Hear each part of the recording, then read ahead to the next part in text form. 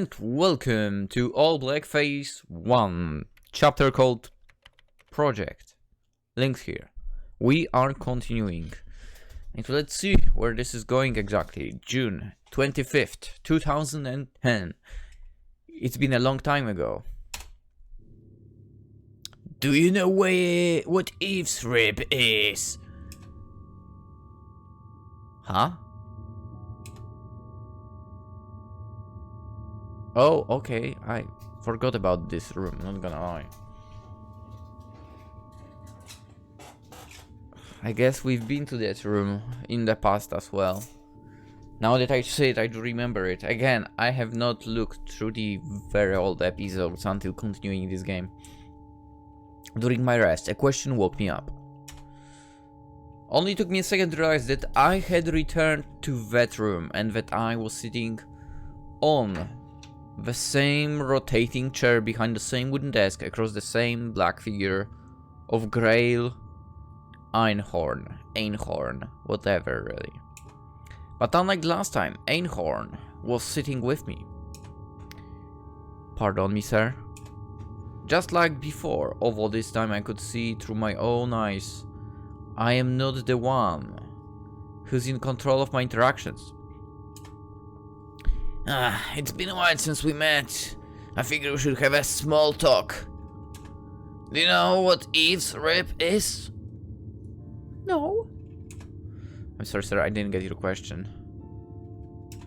Why is Theodore's text in the brackets? What the fuck it's called? Don't worry, I'll explain. In the event of the Genesis, the creation of man, it's stated that the very first man was made from a lump of dirt. Yeah, that's true. Supposedly. Yeah, for we know that's bullshit.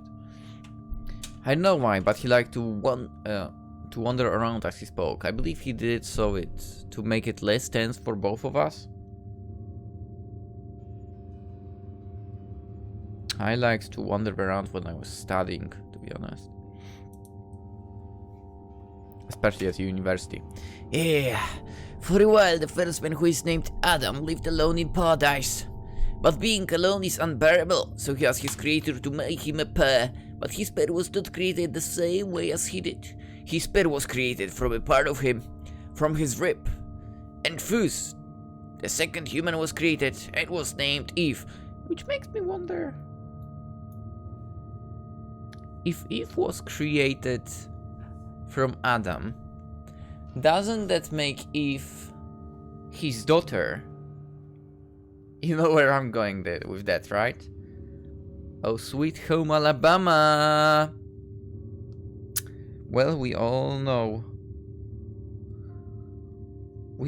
know church has very dark stories still.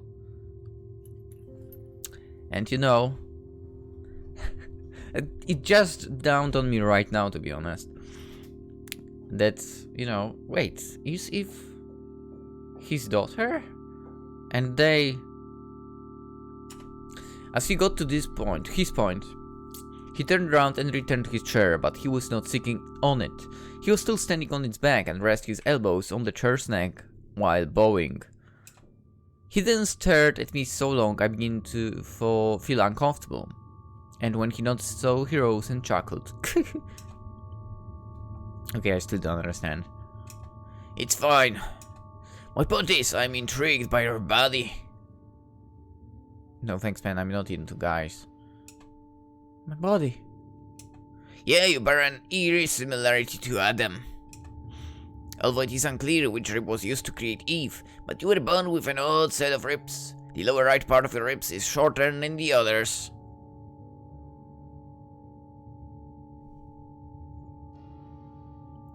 What do you mean shorter? Do you mean like he's missing a rib, or do you mean they're literally shorter? Upon hearing his explanation, I remembered that I had that oddity when I was changing my shirt back at Vicky's apartment. I don't remember that at all. Curiously, I rolled my shirt to check, and surprisingly enough, my rib set looked exactly just like what he described. My skinny posture made it easy for me to notice that my left set of ribs had a convex lower rib, while the right side was just flat. I start to see his point and it slightly frightens me. Sir, what are you implying? Fortunately, the other me is also wondering the same thing, and he reacted accordingly. Oh, don't worry, I'm not implying that you are a direct descendant of Adam. There are like 1 million of cases of men not having Eve's rib like you in the world. The other me sighed in contentment without saying anything, even though it was quite a topic he's talking about. Also, I'm more of a man of science. There is more evidence to evolution than there is to Genesis. Exactly. Evolution, huh? I never thought about it, but I don't think I like the concept of us humans being compared to apes. We are all apes! Let's face reality. No. You are looking at it wrong. Pardon? It is a common misconception about the theory of evolution. Many people think that we are evolving from apes, but actually theory states that we evolved from a common ancestor and we are evolving along each other. So, you're saying that humans and apes are like cousins? Yeah, that's what he's saying, but that's true. And then again, humans are apes. Correct, but this more precise interpretation. Still, then, apart from our biological uniform, what makes us different from apes? He pauses, looking for an answer and putting it into words. I think there is one. Which is... our awareness of the concept of evolution. Huh. Come to think of it, he raises a good argument. Apes and humans are not too different. Both of us value life. Probably. And by that we established order. Build civilization over the same vision. Yeah, right, the same vision, sure. But we are much advanced being, leading in the theories of existence. What so we think? But actually apes have like hidden cities, civilizations and so on that we don't know about. I know you might be thinking that we are more superior than apes, but I think we are also inferior. Yeah. What do you mean?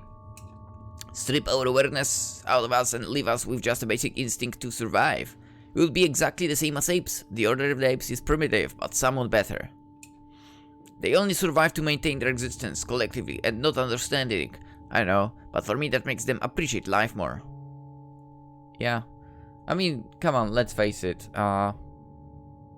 Having to work your entire life and so on.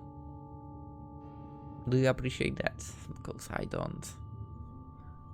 And they have kind of constant freedom, right? So are you saying that you'd like to live as an ape rather than to live as a human? Maybe not. What? Of course not! Pardon my impolite assumption, sir. I don't mind, your opinion is not wrong. What I wanted to say is that we are an organic life form that became too sentient of our own existence. When we reached the moment we began to question our origin and our demise, that was the moment we should have stopped evolving. Are we still evolving? The conversation made me speechless. Einhorn remained silent for a long moment, before he exhaled a deep breath and approached his chair again. Ah, that's right, I'm sorry, I got carried away. That was indeed too big for a small talk. Well, sir, compared to any talk I had lately, I can say without doubt that this is the best. But still, let us get to the point, he said as he unbuttoned his top-suit jacket button. Let's talk about you. That's right. He maintained silence as he found comfort sitting on his chair while I didn't try to say anything. Alright then, 6 months mark, how's your progress? Compared to last time, I'm getting better at controlling it. That is great to hear. I rarely lost control, and I won't stop until I perfect it. Perfect what? Oh yeah. My nose is tingly again. I've been running yesterday at -10 Celsius and... ugh. My nose tingles from time to time, and I sneeze a lot, and it's annoying. But it's good. But...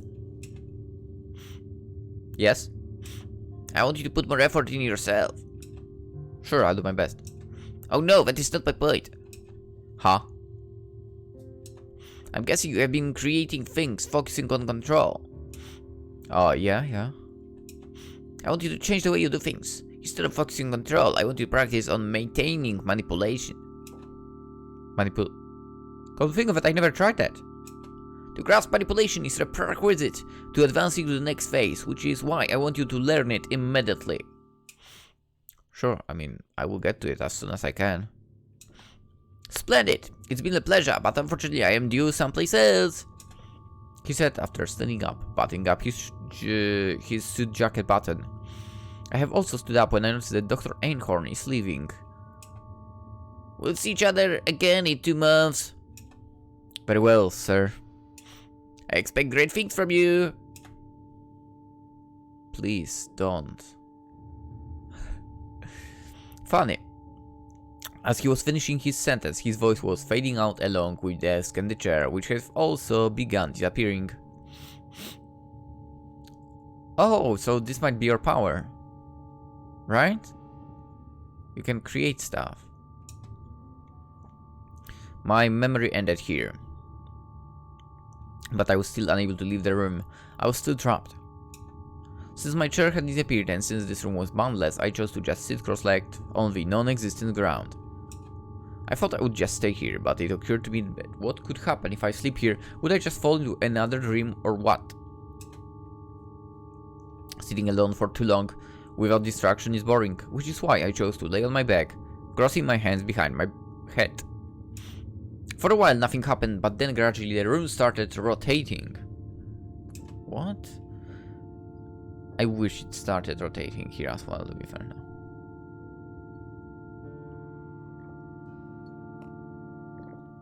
The white ceiling started rotating over my head and the black bottom started rotating over my feet, just like noon changing to night. Oh boy, this is such a bad feeling, by the way. I had this when I had a visit to orthodontist, and they have like a very weird lightning with some decoration around it, I guess.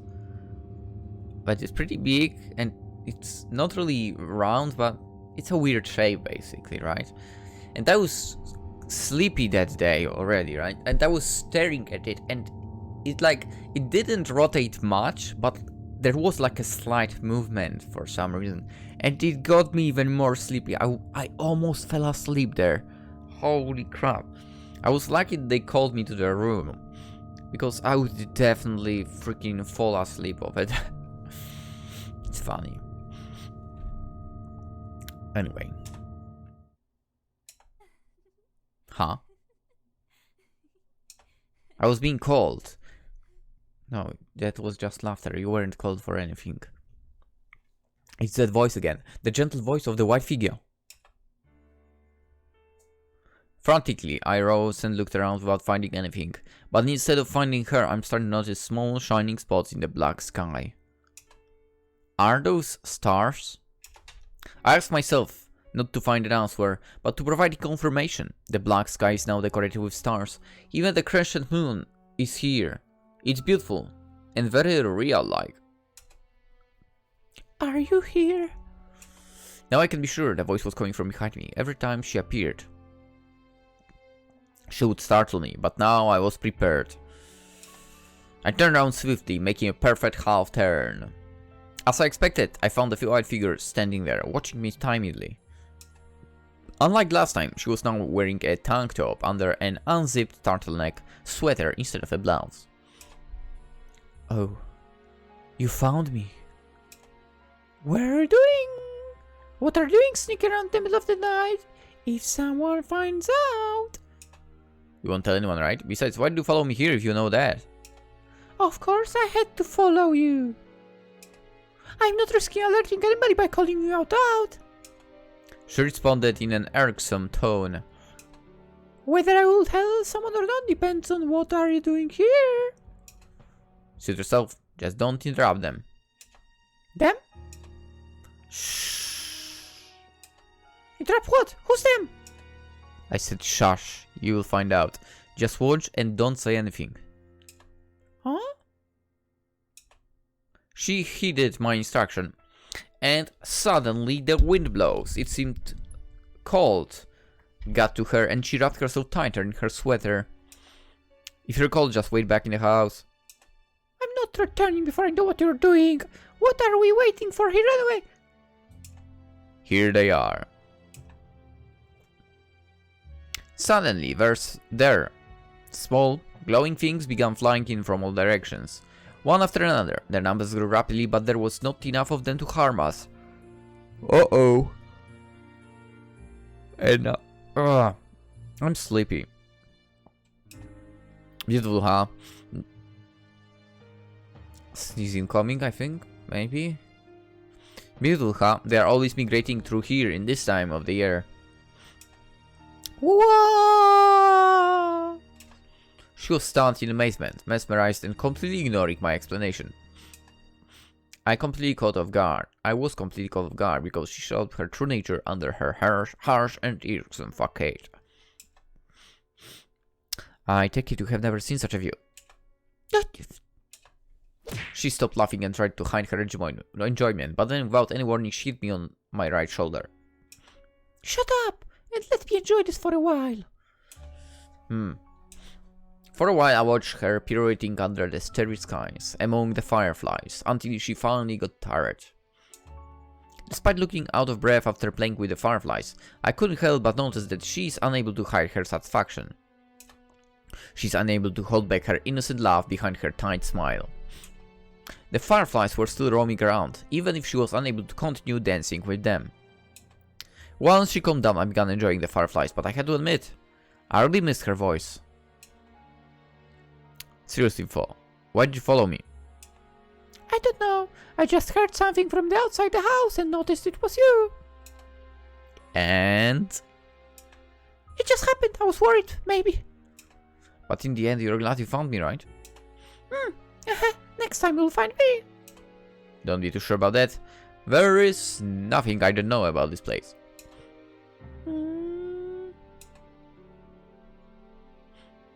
She did not respond. We were silently enjoying the view until the fireflies began to disappear. Well, that's the end of that. Yeah, shall we go back? Sure. Unconsciously, I approached her and helped her to stand. Funny, even if she wasn't real, her hands felt as real as ever. Smaller and softer than mine, and yet she used my hands only to support her wave. Thanks for showing me this, she said with a broad smile. Those irksome tone of hers was almost non-existent. Come on, we should head back. Huh? Suddenly her figure sunk right in front of me until her head was below my foot. Odd for, she was raising her hand. Slowly her figure began to deform. Her long hair started shortening, her sweater turned to a shirt, and the white complexion of her figure started to get colored. She was not the only one changing around here. The night sky turned into blue, and the whole area around me had begun changing into something new. It was not too long until I realized that I've been transferred into a memory that I didn't expect to remember. After the scene got constructed, inanimate objects starting to appear decorating the environment. I'm now standing on the ledge of a red container that is hanging over a cliff. I know this scene. This is the scene where I lost Vicky. This is just a dream. I kept telling myself that and tried to take over instead of just saving her, which was useless. I saw that same desperate smile she gave me before she fell, but instead of falling, the memory started to move backward, and not in normal speed but in fast speed.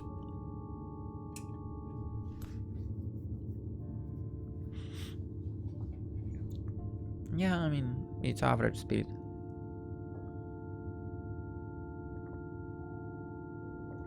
In seconds, I re-experienced every event I experienced up to that day in reverse. The highway battle and chase. That time I jumped over a pass with Vicky. The car chase across the town. The time we escaped her apartment. The time I surrendered myself and got betrayed. The time I lived the whole night just to keep her safe. The time I had an argument with her. The time I took a walk and realized that I'd been tailed. All those times I spent in her apartment. That I don't remember. The reverse stopped when I reached the moment when I was having one of the worst dreams I've ever had. The time I fought groups of soldiers in the wide endless corridors. I was about to get shot. There was nothing I could do to stop it. The dream sadly continues. The bullets that were suspended among everything else slowly get into motion until they reach their actual speed. When everything else was gaining speed, I thought I had a chance to dodge and change the outcome of the dream, but I was wrong. My body can only move according to the same speed of everything else, so I was still unable to avoid the bullets. Before the same wall of bullets landed on me, I closed my eyes.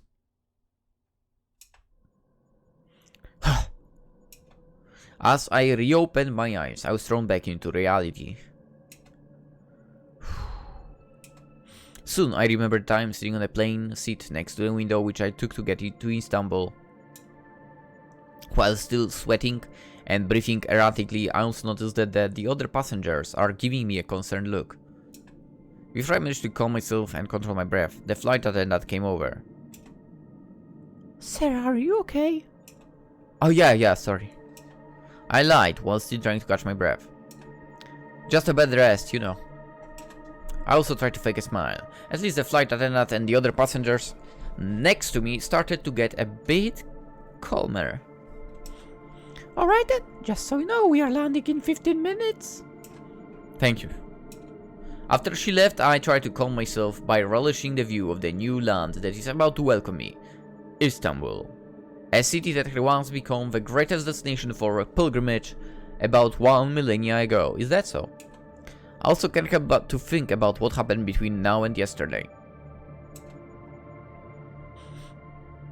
Yeah, I mean, we had this in the previous episode. We know. Once I escaped from the construction site, I made it seem as if I was going to descend the building through the building's rooftop access door, where really I was not going to do that. Upon entering the door, I waited there for at least 2 minutes. Oh, okay, we don't know that. For at least 2 minutes before going out onto the rooftop again. That way I tricked the police into thinking that I was taking their route, where in reality I descended the building using the fire escape ladder instead and walked inconspicuously through an alley. Wait, what? I remember that the supervisor told me my travel documents are in Odie's and Darius's car, so I decided to go and search them. I retraced my steps to find the car. I reached the junction where they derailed the black car I drove, but I couldn't find Darius's burgundy SUV. Then I realized how Darius managed to chase me that fast after our last rumble. He must have been chasing me from above the ground while I was running on the roofs. I continued my search by retracing my steps back towards the construction site again. After walking around the block for a while, I finally found the SUV parked sloppily about 3 blocks away from the black convertible. To be honest, I did not realize I had run that far. Once the street was empty, I broke into SUV, hot-wiring the car that so I could move into the back alley nearby. I found 2 handguns and 2 dozens of their bullets before I finally found the documents and some cash inside the locked briefcase under the back seat. Fortunately, I also found the first aid kit and some clothes here. This was exactly what I needed. After all, I can't simply board a plane while looking messy. I then removed my shirt and opened the bandage that Vicky used to treat my gunshot wound from days earlier, followed by cleaning myself with a towel I soaked with bottled water. Once I died, I applied some ointment on my stomach wound before I wrapped my shoulder with some new and clean bandages. After that, I immediately headed towards the airport. And here we are. Unfortunately, they said there won't be any flight until tomorrow. Since I didn't have any other options, I spent 20 hours waiting at the airport. Must be rough. But again, I guess there is like some places at least have hotels close by, right? Now, after 4, and I think some airports even have like apartments of sorts, or at least like bedrooms, right? Now after 4 hours of flight, the plane I'm riding is about to land at Istanbul Ataturk Airport. But again, I've never flown, so... I wonder if this is actually the airport. Sorry for the yawn. I really did not get enough sleep today. Upon exiting the plane, I go through with the other passengers to go through the customs and immigration registrations. I pass the customs quickly since I only have my phone, my jacket, and my journal in my backpack. But honestly, I'm feeling a little bit anxious when they check my passport. I'm afraid that they will notice it's fake, but I maintain my cool. Waiting patiently as the clerk compares the picture to the real me. How does a fake passport look like, I wonder? Or any kind of idea or whatever. I wonder.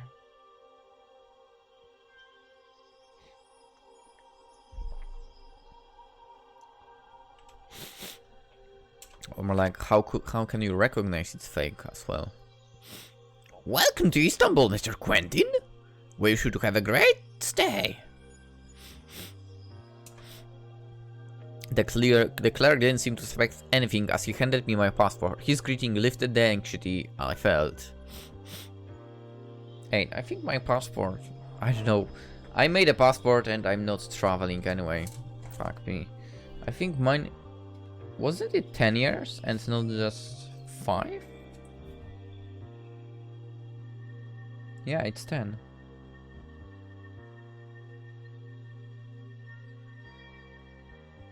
Huh.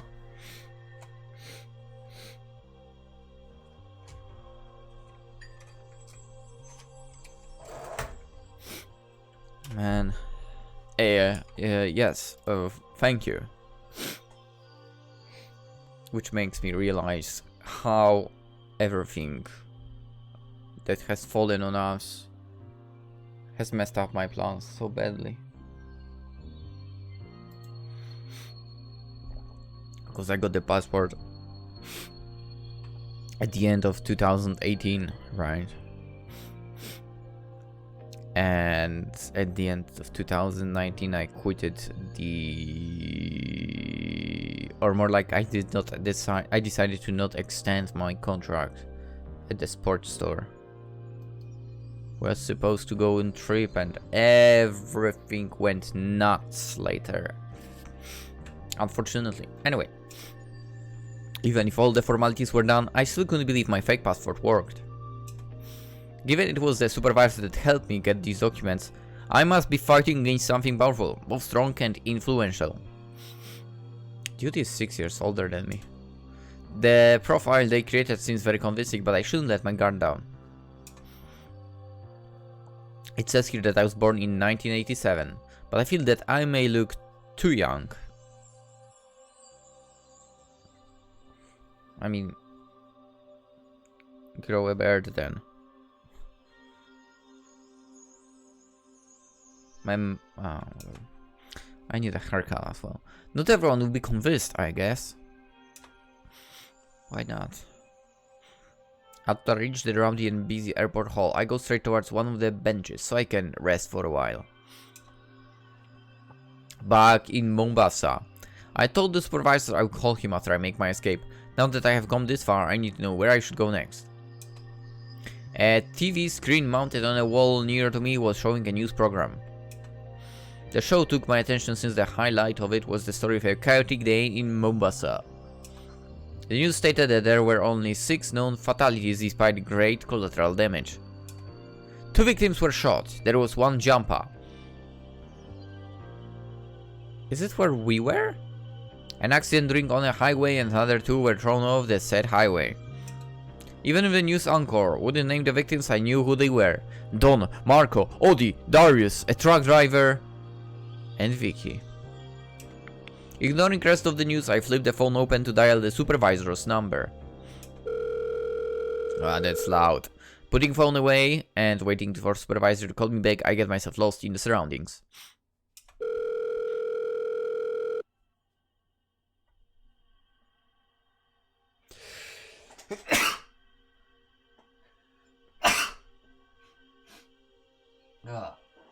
I knew it would happen eventually.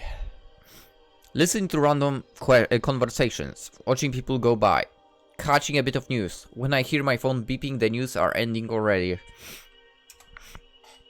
I answer the call, and a few long moments pass before I hear the voice from the other side. Hello, 6? The supervisor greeted me, and I gritted my teeth as I heard that stupid pet name he always used. I've just landed. Where should we meet? Oh, welcome to Istanbul then. Did you know that it was... Where should we meet? My turn was called, since he was toying with me again. Of course, there was much I could do, but I feel agitated that I didn't want to let him get away with this. Direct, aren't ya? Are you in some kind of hurry? Listen, I didn't come here to play games. I came here for answers. So I'm already here. It is only a matter of time until I find you. Trust me, if you play with me again, it will be unpleasant for you. I need to go and blow my nose, man. And I have returned. I hope I'm not getting sick, to be honest. That would be very unpleasant end of the year. I mean, it could have been worse, but still. No, that's not the position I want to be in. I don't know what, but my left leg is getting really restless today, so let's crush it under myself. It would be unpleasant for you. Okay. Yeah, sure. What if I just let you? Why is my dog making noise again? Just kidding. I was just playing. Hey! I was just playing with you. I wish I could see your face now.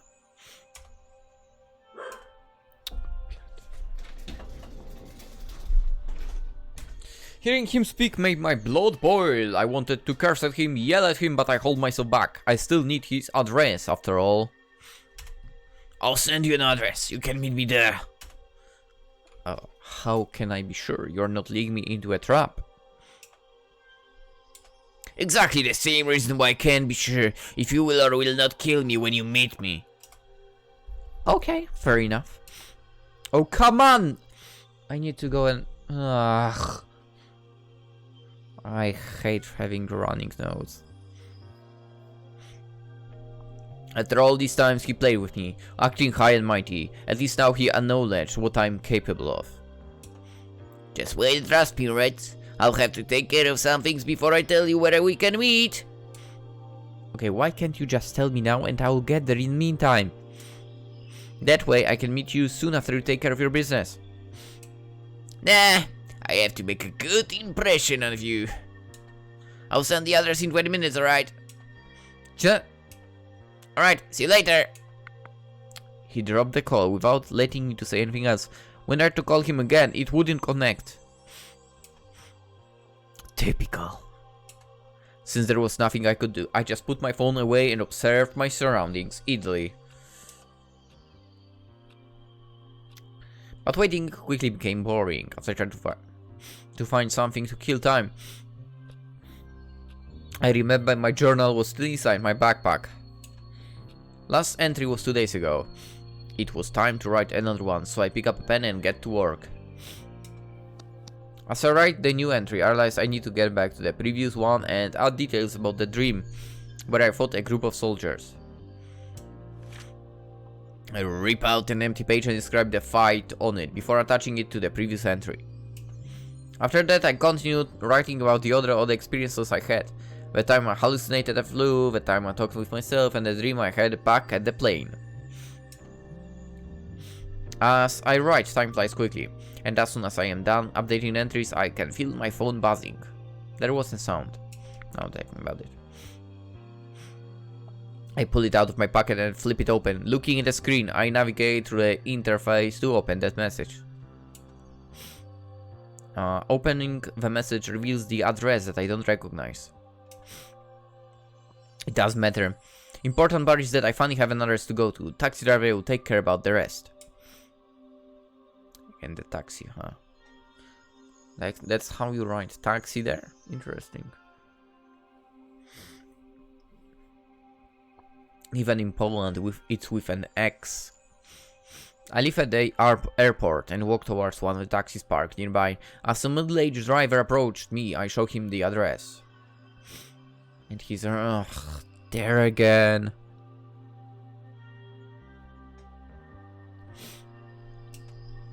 He nods and opens the car for me, and I quickly get in.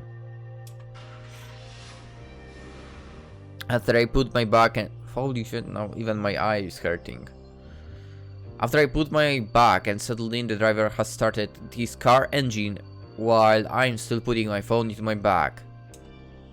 Slowly he maneuvered out from his parking spot and began to cruise along the roads. What's 34 TCB 49? I was told the trip will take a while since wherever the supervisor wanted to meet is far from the airport.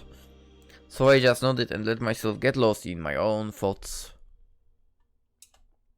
Riding a car slowly like this sure feels different than when I was racing back in Mombasa with Vicky. Losing her was painful, but it gave me quite a valuable lesson. I can't get myself too attached to something. The pain I feel after losing someone dear to me affects me too greatly. The scene of the busy cityscape slowly changed into quiet blocks of apartments as we have moved from the uptown district to the middle-class residential area. It took at least 40 minutes from the airport to get here. After circling the block for a while... Is it because of the fucking snow reflection?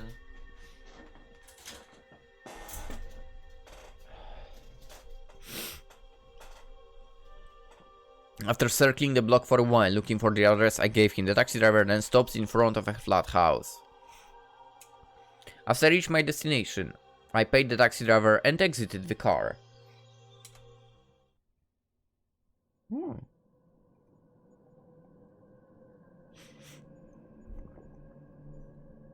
The neighborhood consisted of many houses like the one I stood before. There were not so many people around the street. 1, 2, 3 of them. Even though the supervisor gave me his personal assurance that I can trust him, I can't help but feel like I'm being watched. I make my way towards the door of the house. I still don't know which room I should buzz to, and I wonder if I should call the supervisor again. However, a quick look at the names made me realize I didn't have to. One of them stood out much more than the others.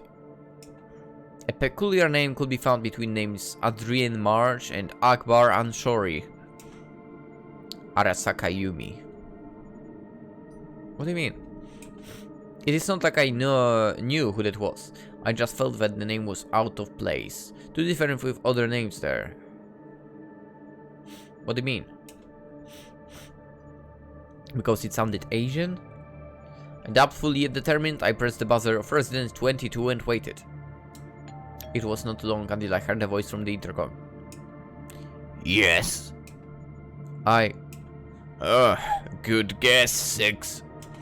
I barely noticed that even if the voice sounded very similar, it wasn't as husky or heavy, but rather feminine. I did not expect that. Come in! I can hear a different bass, letting me know the door is unlocked. Taking a deep breath, I carefully enter a flat house. In before it's Vicky for some reason. Slowly and cautiously, I traced the corridor, heading towards the stairs. From how quiet this flat house is, I am almost certain that this is a trap. I wish I had a weapon. As I ascended the stairs, I carefully peeked on the second floor and made sure that there were no surprises waiting for me there before I continued. There is one door led before I reach apartment 22. I strayed slowly along the wall towards the door. I even stuck my right ear to it and tried to listen for any suspicious noises from the outside. I mean inside. After a moment, I don't find or feel anything dubious. The apartment 21 is seemingly empty at the moment. No, I need to turn this off as well. Despite this, I still continued to follow the corridor carefully just in case until I finally reached the door of apartment 22. I stood in front of it, petrified. I sensed something waiting for me there. It made me feel quite uneasy all of a sudden. Get in, 6. Sorry, no feminine voice, right? Get in, 6. I am alone. After I swallowed my breath, I raised my hand anxiously onto the door's handle. But before I could touch it, a sudden voice made me stop my movements. The supervisor's voice is now clearer than ever, and now I can't doubt it anymore. Again, that voice reassured me, but still I couldn't seem to believe. I reached for the handle and turned it gently. Ding! The door was no longer holding it to its still, so I opened it cautiously. From its expanding opening, I could gradually see what was hidden behind the door. So far I saw no traps. It seemed like an ordinary room. Not really ordinary, to be fair.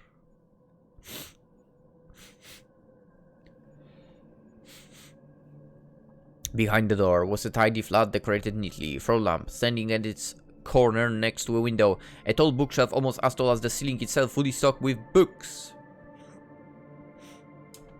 A couch next to an end table, a Persian carpet covering the floor. Why would you have a carpet in your home? A fresh, eye-relaxing lime wallpaper. Some potted plants placed at the window, and oddly static and faint magnetic hardware ambience.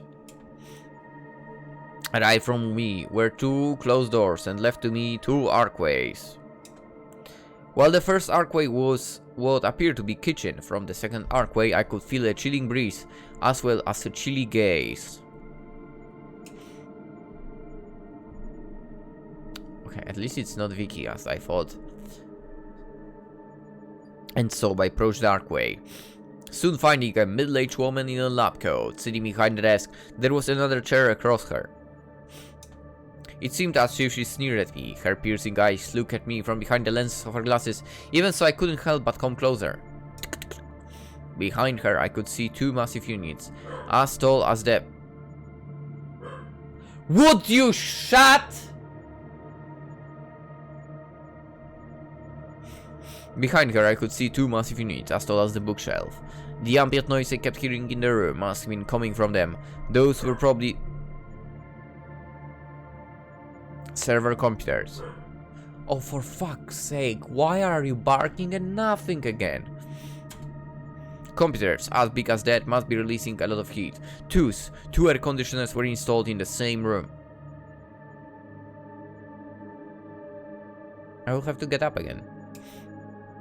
Good day, 6. Please sit down. There were also a lot of things on top of her desk.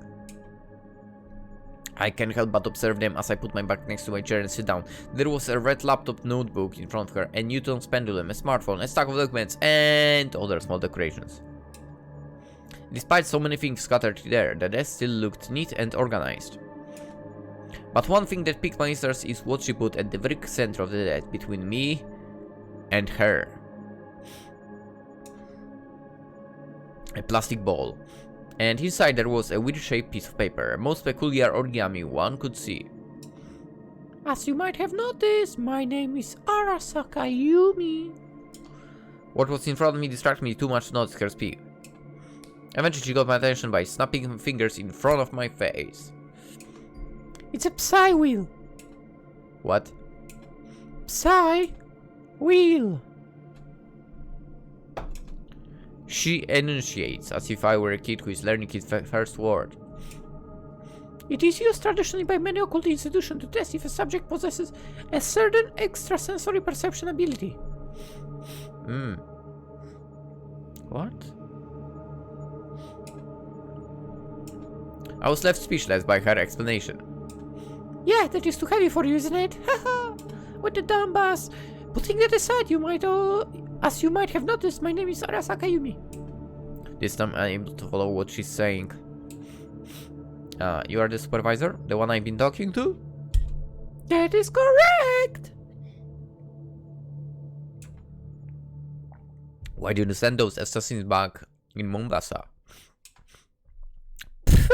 Assassins! They were mercenaries. They were tasked to capture you, not to kill you. With guns. Real guns. They were briefed of their mission and what is the end goal. How they finished the job is not my problem. As I said, they are just mercenaries. That's your job. To overview missions. For whose merit? Well, more or less. I'm assigned to supervise dirty works for Grey Einhorn's organization in the Eastern Europe region. You know, sometimes the high-ups had to do something out of the public eye to maintain their prosperity. It can get messy sometimes, and you just happen to be one of those. Okay, so now... That was loud. Ah, wait a second. Water for the tea is ready. I was left alone in her study. From her cynical tone, I know she just toyed with me. After being alone for quite a while, Yumi has returned with a tray in her hands. She brought tea, some sugar and creamer. In case you want it sweet. No. She served me one of the cups and the other sweeteners, and took the other cup with her before putting the tray into the credenza under the window. Then she sat down and began sipping on her tea slowly. She was able to add grace to such a simple gesture. Ah, it's her glare, you know. Ah. Are you done? You want me to drink boiling hot tea like this? Who do you think I am? An ignoramus? After my complaint, she put the teacup and its plate onto the desk. So can we now... 2 minutes! What? We have to wait for 2 minutes before drinking your tea so it reaches the best temperature. Usually it's 4 minutes, but since we are drinking in an air-conditioned room... Excuse me, you were saying? Without showing it, I grit my teeth inside my lips, then I exhale. She had the nerve to keep provoking me. Her smile showed that but I had to remember that she could give me answers. Okay, now you have me. What will you do to me? Well, Dr. Grey Einhorn is badly expecting your return, so he inquired me to capture you. You are returning me to him. And like I said, we missed you. After all these times, I thought I was fighting against her. I was actually fighting against Einhorn. You said you can give me answers. Oh yeah, that. I lied. Hearing that, I saw red. That's not how you write red. The moment I rose, not caring if I break anything. Decorations and tea were swiped from the desk almost immediately. A drinking giraffe statue floated to the wall alongside a teacup, sugar balls and a creamer cup. Contents spoiled the wallpaper and the Persian rug. Even then I felt what I did at the moment was nothing compared to her deceit. 2 minutes. Pity if you would just wait 10 more seconds, it would have been perfect. Stop toying with! I was not being serious. Watching you lose your composure is quite enjoyable. She played him. She continued in a normal tone while raising her teacup from its saucer. Also, I just want to know how much Einhorn has taught you. Okay, I killed 4 of your mercenaries. Trust me, lady, you don't want to see that side of me. Despite all my shouting and flailing, she kept gracefully sipping her cup of tea. Exactly. Although mine is already cold and non-existent at the moment. This woman was lucky I don't have any weapon on me. Of course I don't. What I want to see is that.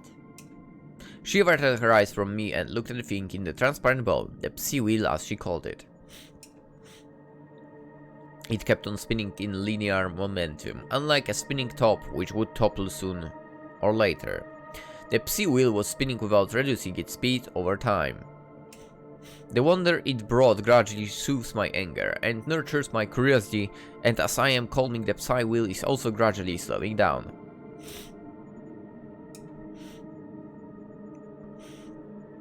After watching it for a while, I noticed that Yumi's pensive expression had turned bright. She was smiling broadly, filled with satisfaction. Yes, look at that! She said slowly in a creepy tone, and soon after the wheel lost its momentum, Yumi looked back at me. Did you see? Einhorn, you did it. And you? What was that? My question made her start chuckling ominously. Although doing so, she lowered her face and shook her head. But whatever. As for me, or something. I didn't hit the desk as well, right? I shouted while slamming my hands on her desk, but she didn't give me her index finger, signing, so I gave her a while.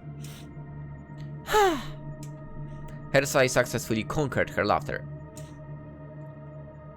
Oh, look at those clueless eyes. Who or what am I? Did I just do that? Look, I said I was not being serious about lying, that I can give you some answers. But whoa, one question at a time. Just sit and wait. After she regained composure and became all dead-eye serious again, the woman reached under her desk and told me to sit down. Oh, for fuck's sake.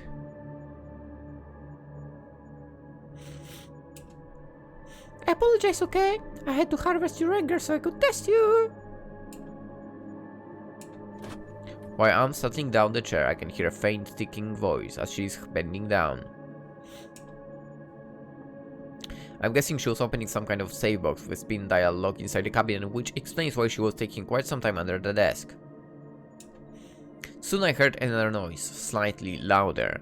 Sounded like something unlocking, and after another moment of wait, she came from beneath the desk holding a file of sorts in her hand. This is what you want! She weighed the file in front of my face as if to taunt me before she finally put it onto the desk. A clear print could be seen on the folder, and from what is written there, I'm sure that the file contained the information I was after.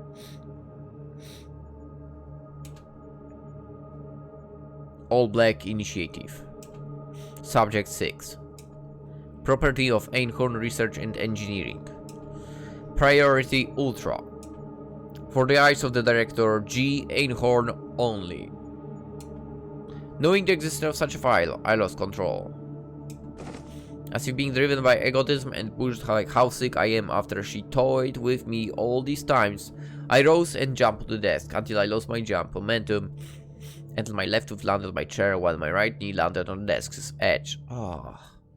Painful. I used my left hand to maintain balance whilst my right hand stretched, reaching for the file folder while Yumi was pulling it away from me. Don't move! Whilst pulling the file away from me, Yumi also raised her right hand. Ever since she showed me the file, I became too distracted. I didn't even notice what she had done with her right hand. When she was showing me the file, her right hand was hidden under the desk. Slowly I realized I shouldn't have grabbed on that file. Just seeing what she held and what she was about to do made me do what she wanted. Usually, neither it nor her sheer order will stop me, but there are several conditions that made me heed it. Her order. Because she held a gun, that's the only condition probably, but whatever, right? Right in front of my eyes, a gun barrel was staring at me dead at point blank range. Fuck. When someone is holding gun, it's a common code not to put their trigger finger on the trigger. Even I, who was suffering from amnesia, knew that. But apparently, either she didn't understand that or she was really aiming to kill me. It was her index finger lingering on the trigger of the gun she was holding that made me stop advancing. Get back! Although it was unclear if she had released her gun safely, I was not willing to take the risk. I began to move back. Slowly. Can you see it? Wait, I need to again. I began to move back slowly, getting off the desk and raising my arms up as soon as I could. It's not until I returned to my side of the desk, she removed the gun away from my face.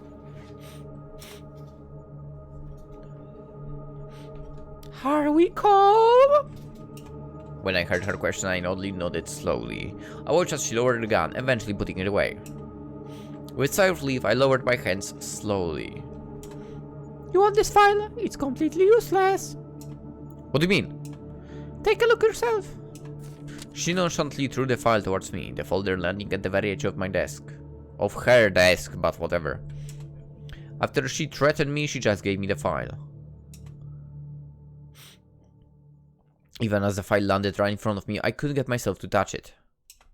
Was it another trick of hers? I looked over her, but I couldn't tell. My god. She stared back at me, her arms crossed, and the gun right next to her still. I was very careful with my next actions. First, I got a little closer, still looking at the supervisor. After another moment of wait, I touched the folder, and eventually took the files out of it. On the first page of the file, there was a similar print to the one in the folder, and a new line at the bottom. Redacted version. Now see that I frantically flipped the other pages to see their contents, but nothing. Almost all the text, except for the section's title, has been blacked out. Okay. I go through the pages one after another until I reach the final page, it seems. And from the layout, honestly, it was some sort of biodata. All the data was still printed. Name, date of birth, height, weight, etc.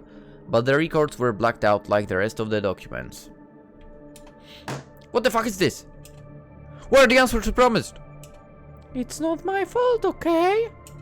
When you contacted me yesterday, I requested a company immediately for your files, but instead they sent me that. Why the hell did he threaten me? I could have died if you squeezed the trigger. I know how hard you were longing for those files. I can see you are willing to kill for it, but I am not willing to die ridiculously for that. I tried to calm myself from all the anger that was burning within me. I turned away from her, trying to regain my composure and control my breathing. Look, I know you're angry with me. I promised you something and now I told you I cannot fulfill that promise. Honestly, I'm wondering if you were thinking of killing me or something.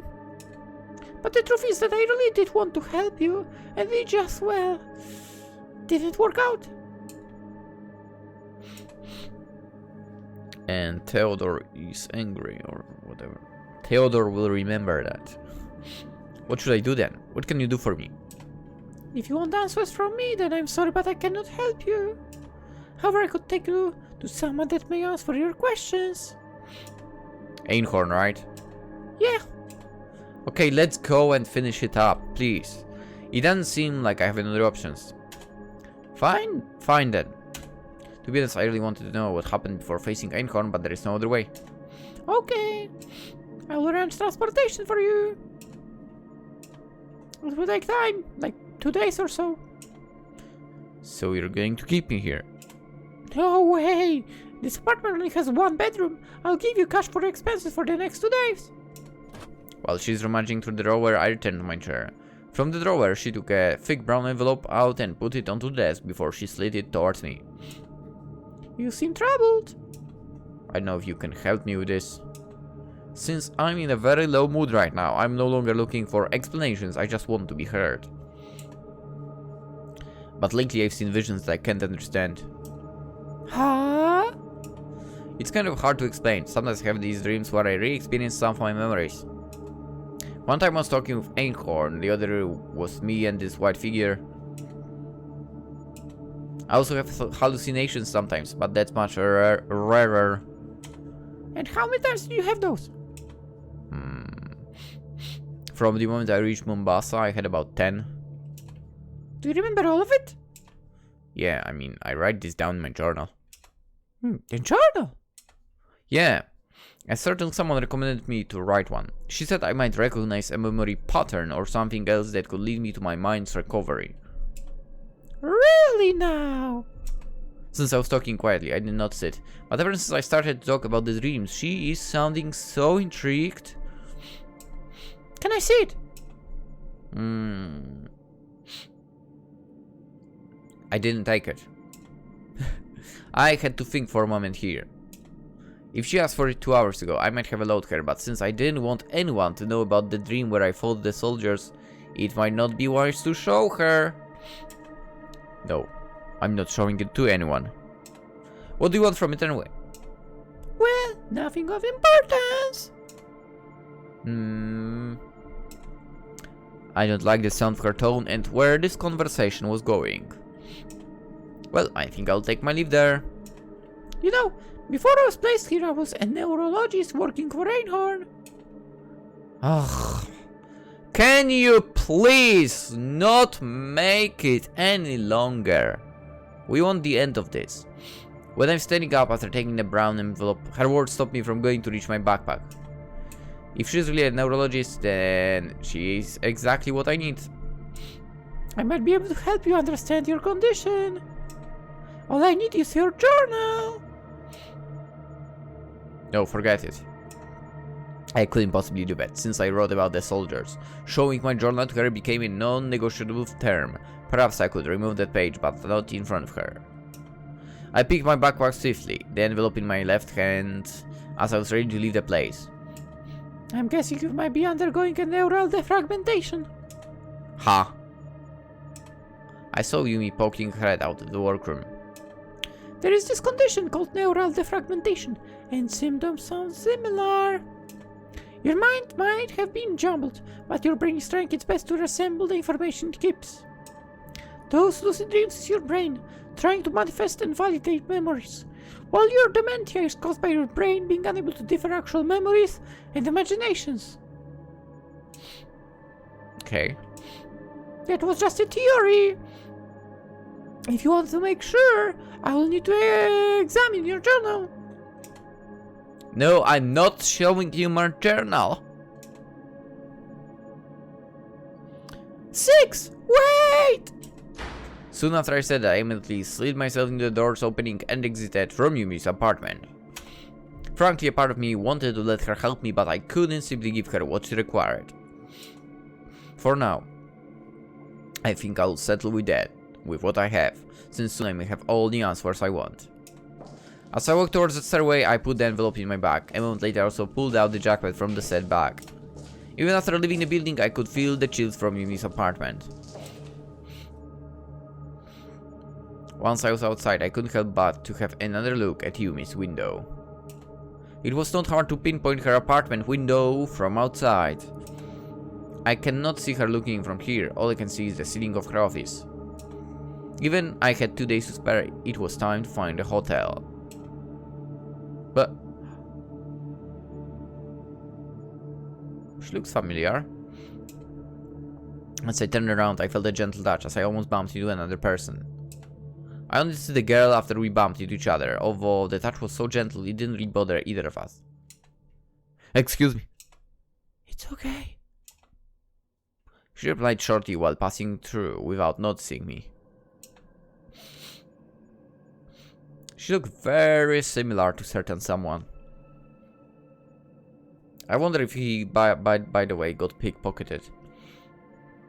I walked away from this residential area looking for a taxi or any kind of public transportation. Eventually I arrived at the bus station. It's a bus stop if anything, not a station, but whatever. I was alone at the bus stop, so I sat down waiting. Having no idea when the next bus would arrive, I looked towards the street hoping to see it coming. What do you mean, there's no time schedule there? What the hell?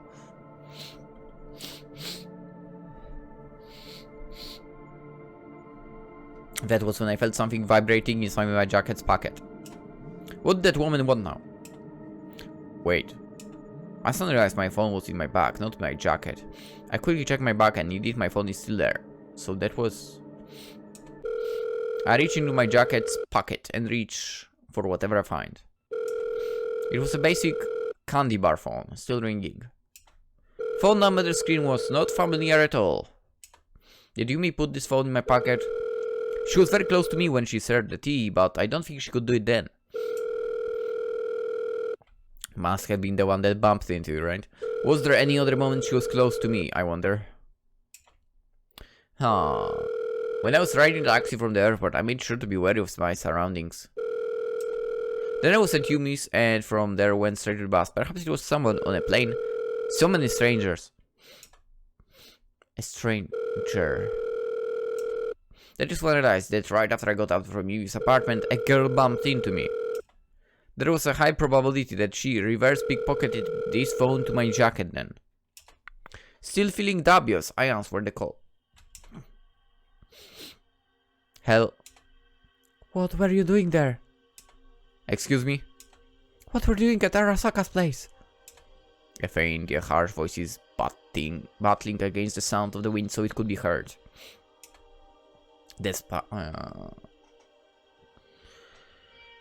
I really need to blow my nose again, and it's annoying. Despite that, I could still make out the words from it, but I was having a hard time understanding them. I don't understand. Are you working with Arasaka Yumi now? What? No. Then what were you doing there? What is it for you? You answer the question. This voice was quite pushy, but since whoever it was managed to sneak a phone without me realizing it, and also knew about Yumi, this person had to be well informed. I was missing for almost 2 weeks. Yumi was just helping transporting me. 2 weeks? You've been missing for more than 1.5 years. Wait, what? I was looking for you. Where the hell were you all this time? Wait. Who are you? How do you know how long I've been gone? Don't you remember? Don't you recognize my voice? No way. It can't be. Being asked like that, I did recognize the voice. Now that I realize whose voice this is supposed to be, I simply cannot believe it. I swallowed somewhere, convinced myself I need to ask this question. Are you Eve's sister? Are you still there? It's really you. She confirmed it. This irksome and pushy yet gentle and soothing talking tone. If I didn't know better, I would say this voice belonged to the white figure. 1,000 thoughts raced through my mind. Disbelief, relief, heritage, and a lot of others converged inside of me. I don't know what to feel. Although so, I'm still having a hard time accepting the impossible. All these times I spent searching for her, yet right now she's the one who found me. It's really you. I can't believe it. Wait, there's voiceover? What? Ciao, tomate.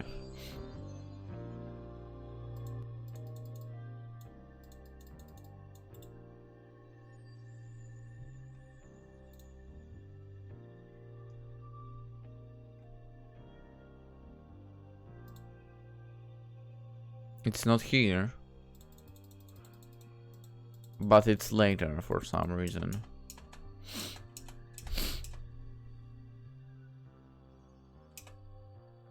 She confirmed it. This irksome, okay. It's really you. I can't believe it. Why is there suddenly voice? Tell me my name. Why is there suddenly voice? Huh? You know who I am, right? Tell me my name. My job is done then. I don't have to talk anymore in the game. Why? What happened to you? I've been having memory issues lately. I don't know who I am. Okay. My heart was racing out of control while my breath rate was extremely heavy, cold sweat running through my temple, waiting for her to finish her sentence.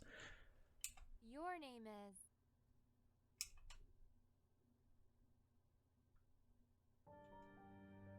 is... Your name is what? What a dick move! How dare you pull something like that? What was his name? What was his name? There's one more achievement left. End credit. Okay, I mean, that's what we are doing right now, kind of.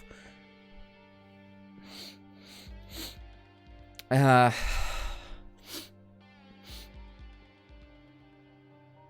don't know what to say. I mean, it was alright. Not something I would like feel the need to return to. Nor something I would recommend, I guess. It was just alright.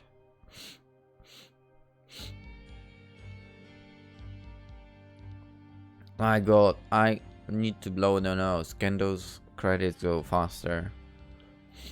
And Kevin MacLeod, we know him. Everyone knows him.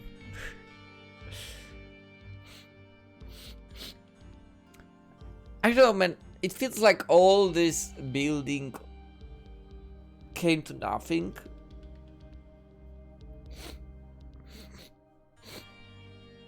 Like, you know, here you have a fight, you have to battle, you have to run away, and then in the end it's like, oh, she reverse pickpocketed you, gave you a phone, and you still don't know the name of the character. Maybe there will be more or something, but who knows.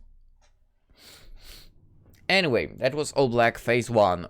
It's, was it free? Yeah, it's free to play on Steam. As per usual, you have the link in the description. So if you want some free, basically, achievements, easy achievements, 8 achievements, 8 easy achievements in a VN, then go for it, right? Why in the world not? But yeah, that would be it for it. That would be it for now. I need to blow my nose. It's annoying as heck. I need to walk the dog as well. And afterwards maybe play some more games, if I can manage. Which means I will play some more. Because despite being, I guess, a bit sick, I'll still continue doing that. Yeah. You really would need to get me truly very into a bad state to, I guess, keep me away from recording. Anyway, All Black Phase 1. We finished it after a long break. We've returned, we've finished. I'm glad to have it out of the way. More games coming soon. Have a wonderful day. Bye bye.